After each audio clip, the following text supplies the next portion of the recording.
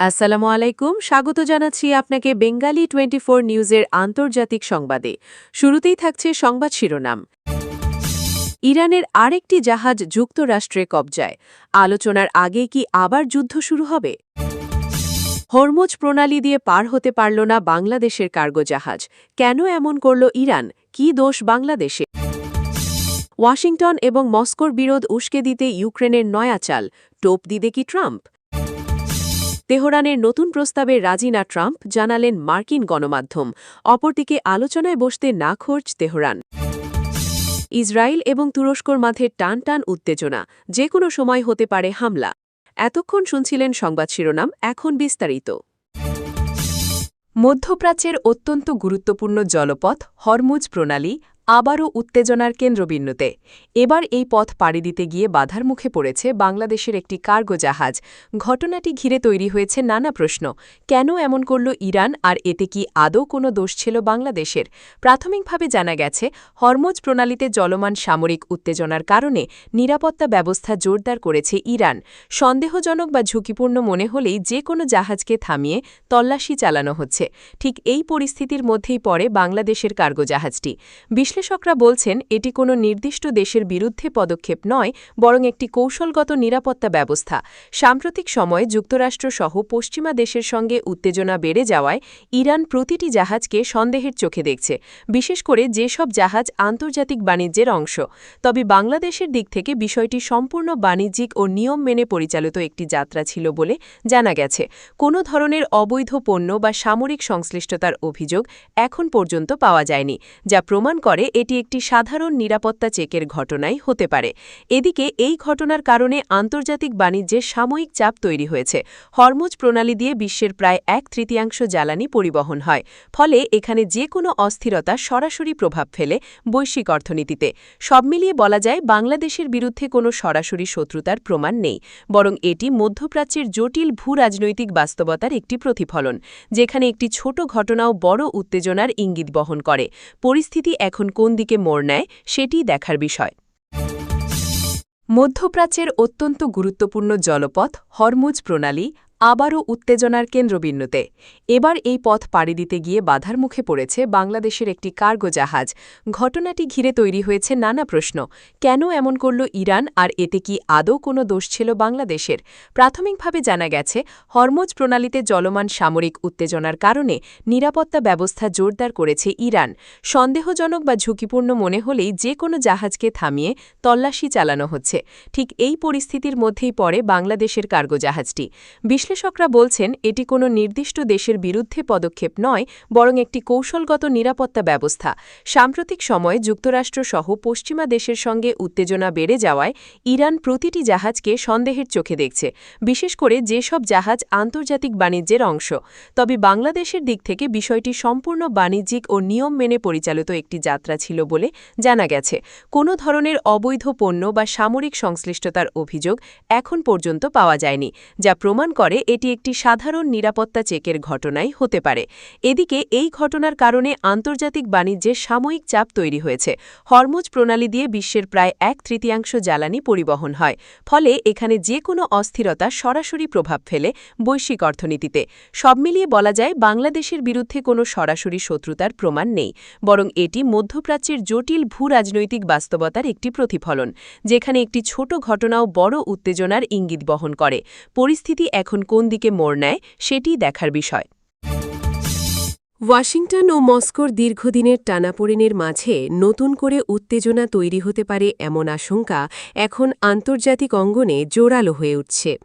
ইউক্রেনকে ঘিরে কূটনৈতিক চালচিত্র যেন আবারও জটিল আকার নিচ্ছে, যেখানে বড় শক্তিগুলোর অবস্থান দিন দিন আরও স্পষ্ট এবং একই সঙ্গে সংঘাতমুখী হয়ে উঠছে।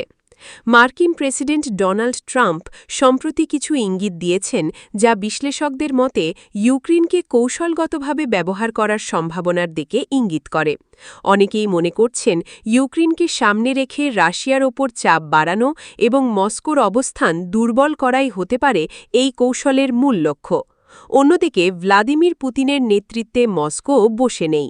রাশিয়া ইতোমধ্যেই বারবার সতর্ক করে দিয়েছে, ইউক্রেন ইস্যুতে কোনো ধরনের উস্কানি বা নতুন পদক্ষেপ নেওয়া হলে তার জবাব কঠোরভাবে দেওয়া হবে। ফলে পরিস্থিতি ধীরে ধীরে এমন এক পর্যায়ে পৌঁছচ্ছে যেখানে ছোট একটি পদক্ষেপও বড় সংঘাতের রূপ নিতে পারে। বিশ্লেষকরা বলছেন, ইউক্রেনকে নতুন চাল হিসেবে ব্যবহার করলে তার সরাসরি ওয়াশিংটন মস্কো সম্পর্কের ওপর বড় ধরনের প্রভাব ফেলতে পারে। এতে করে কেবল দুই দেশের মধ্যেই নয়, বরং পুরো ইউরোপ জুড়ে নিরাপত্তা পরিস্থিতি অস্থির হয়ে উঠতে পারে। তবে এখনও পরিষ্কার নয় মার্কিন প্রশাসন ঠিক কী ধরনের পদক্ষেপ নিতে যাচ্ছে। কূটনৈতিক মহলে জোর আলোচনা চলছে, এটি কি শুধুই চাপ সৃষ্টির কৌশল, নাকি বাস্তবেই নতুন কোনো পরিকল্পনার অংশ যা পরিস্থিতিকে আরও জটিল করে তুলবে? সব মিলিয়ে ইউক্রেন ইস্যু ঘিরে বিশ্ব রাজনীতি আবারও এক সংকটময় মোড়ে দাঁড়িয়ে। ওয়াশিংটন ও মস্কোর এই উত্তেজনা কোথায় গিয়ে থামবে তা নির্ভর করছে পরবর্তী পদক্ষেপগুলোর ওপর, আর সেখানেই এখন সবার দৃষ্টি নিবদ্ধ। মধ্যপ্রাচ্যের উত্তেজনা নতুন মোড় নিচ্ছে। তেহরান থেকে দেওয়া নতুন প্রস্তাব নিয়ে আবারও জটিলতা তৈরি হয়েছে। মার্কিন গণমাধ্যমের খবরে বলা হচ্ছে, ডোনাল্ড ট্রাম্প এই প্রস্তাবে মোটেও সন্তুষ্ট নন। বরং তিনি মনে করছেন, ইরানের প্রস্তাবের মধ্যে এমন কিছু শর্ত রয়েছে যা যুক্তরাষ্ট্রের স্বার্থের সাথে সাংঘর্ষিক। এই অবস্থায় যুক্তরাষ্ট্র পরিষ্কারভাবে জানিয়ে দিয়েছে তারা কোনো চাপের মুখে সিদ্ধান্ত নেবে না। ট্রাম্প প্রশাসনের ঘনিষ্ঠ সূত্রগুলো বলছে, ইরান যদি বাস্তবসম্মত ও স্পষ্ট শর্ত না দেয় তাহলে আলোচনা এগিয়ে নেওয়া সম্ভব নয়। এতে করে কূটনৈতিক সমাধানের পথ আরও কঠিন হয়ে উঠছে। অন্যদিকে ইরান থেকেও ভিন্ন সুর শোনা যাচ্ছে। তেহরানের কর্মকর্তারা জানিয়ে দিয়েছেন, বর্তমান পরিস্থিতিতে তারা আলোচনায় বসতে আগ্রহী নন। তাদের দাবি, যুক্তরাষ্ট্র আগে থেকেই চাপ সৃষ্টি করে যাচ্ছে, যা আলোচনার পরিবেশকে নষ্ট করছে। বিশ্লেষকরা বলছেন, দুই পক্ষের এই অনমনীয় অবস্থান পরিস্থিতিকে আরও অস্থিতিশীল করে তুলতে পারে। বিশেষ করে মধ্যপ্রাচ্য অঞ্চলে এর প্রভাব পড়ার আশঙ্কা রয়েছে, কারণ সামান্য ভুল পদক্ষেপও বড় ধরনের সংঘাতের দিকে ঠেলে দিতে পারে পুরো অঞ্চলকে। এরই মধ্যে আন্তর্জাতিক মহলেও উদ্বেগ বাড়ছে। বিভিন্ন দেশ চাইছে দ্রুতই দুই পক্ষ আলোচনায় ফিরে আসুক, কিন্তু বাস্তবতা হল বর্তমান পরিস্থিতিতে কেউই আপোষের পথে হাঁটতে রাজি নয়, যা পরিস্থিতিকে আরও জটিল করে তুলছে। সব মিলিয়ে বলা যায়, তেহরানের প্রস্তাব ঘিরে যে নতুন আশা তৈরি হয়েছিল তা এখন অনেকটাই অনিশ্চয়তায় পরিণত হয়েছে। ডোনাল্ড ট্রাম্প ও ইরানের এই পাল্টাপাল্টি অবস্থান ভবিষ্যতের নতুন কোনো সংঘাতের ইঙ্গিত দিচ্ছে কিনা সেটি এখন বড় প্রশ্ন হয়ে দাঁড়িয়েছে। আবারও নতুন করে উত্তেজনার আগুন জ্বলতে শুরু করেছে। ইসরায়েল এবং তুরস্ক, এই দুই দেশের মধ্যে সম্পর্ক দিন দিন আরও খারাপের দিকে যাচ্ছে। কূটনৈতিক বক্তব্য থেকে শুরু করে সামরিক ইঙ্গিত, সব মিলিয়ে পরিস্থিতি এখন অত্যন্ত সংবেদনশীল। সাম্প্রতিক সময়ে একের পর এক কঠোর বার্তা বিনিময় করেছে দুই দেশ। তুরস্ক সরাসরি ইসরায়েলের কিছু পদক্ষেপের তীব্র সমালোচনা করেছে। অন্যদিকে ইসরায়েলও পাল্টা জবাব দিতে পিছপা হয়নি। এতে করে উত্তেজনা এখন শুধু কথার মধ্যে সীমাবদ্ধ নেই, বরং বাস্তব সংঘাতের আশঙ্কাও বাড়ছে। বিশ্লেষকদের মতে এই উত্তেজনার পেছনে রয়েছে আঞ্চলিক প্রভাব বিস্তার এবং রাজনৈতিক অবস্থান শক্ত করার চেষ্টা। বিশেষ করে গাজা ও সিরিয়া ইস্যুতে দুই দেশের অবস্থান সম্পূর্ণ বিপরীত হওয়ায় দ্বন্দ্ব আরও তীব্র হয়েছে। ফলে পরিস্থিতি দ্রুত নিয়ন্ত্রণের বাইরে চলে যাওয়ার ঝুঁকি তৈরি হয়েছে। এরই মধ্যে সামরিক প্রস্তুতির খবরও সামনে আসছে। সীমান্ত এলাকায় নজরদারি বাড়ানো, যুদ্ধ সরঞ্জাম মোতায়েন, এসব ইঙ্গিত দিচ্ছে যে কোনো সময় পরিস্থিতি আরও ভয়াবহ রূপ নিতে পারে। যদিও এখনও সরাসরি হামলার ঘটনা ঘটেনি, তবুও আশঙ্কা উড়িয়ে দিচ্ছেন না কেউই। আন্তর্জাতিক মহল এই পরিস্থিতি নিয়ে গভীর উদ্বেগ প্রকাশ করেছে। বিভিন্ন দেশ ও সংস্থা উভয় পক্ষকে সংযত থাকার আহ্বান জানালেও এখনও দৃশ্যমান কোনো সমাধান সামনে আসেনি।